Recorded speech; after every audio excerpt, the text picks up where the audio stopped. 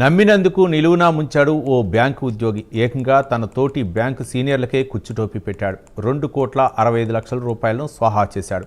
వినటానికి మామూలుగా ఉన్నా చేసిన పని మాత్రం హాట్ టాపిక్గా మారింది.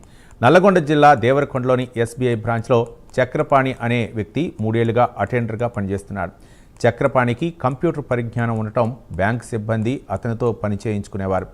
బ్యాంకు ఉద్యోగుల ఐడీలను, లాగిన్ డీటెయిల్స్ను ఇచ్చి కేవైసీతో పాటు తదితర పనులను బ్యాంక్ సిబ్బంది చేయించుకునేవారు.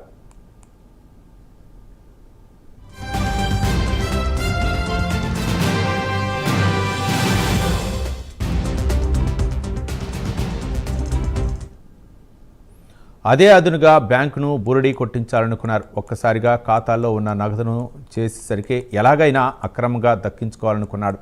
అందుకు చాలా కాలంగా లావాదేవీలను నిర్వహించకుండా ఉన్న ఖాతాలను, మొబైల్ లింక్ లేని ఖాతాలను ఎంచుకున్నాడు.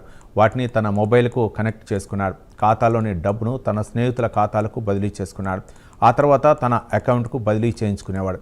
ఇలా ఏకంగా 2.65 కోట్ల రూపాయలను కొల్లగొట్టాడు.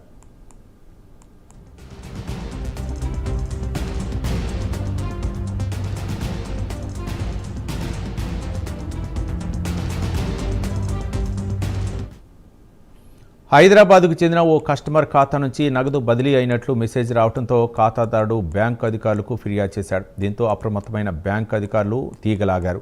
దేవరకొండ ఎస్బీఐ బ్రాంచ్ నుంచి ఆపరేటింగ్ జరుగుతున్నట్లు గుర్తించారు. చక్రపాణి చేస్తున్న మోసం బయటపడింది. పోలీసులు కేసు నమోదు చేసుకుని దర్యాప్తు చేస్తున్నారు. అతని స్నేహితుడి ఖాతాకు పంపిన 89 లక్షల రూపాయలను అధికారులు ఫ్రీజ్ చేశారు. ప్రస్తుతం నిందితుడు చక్రపాణి పరారీలో ఉన్నాడు. అతన్ని పట్టుకోవడానికి పోలీసులు గాలింపు చర్యలు చేపట్టారు.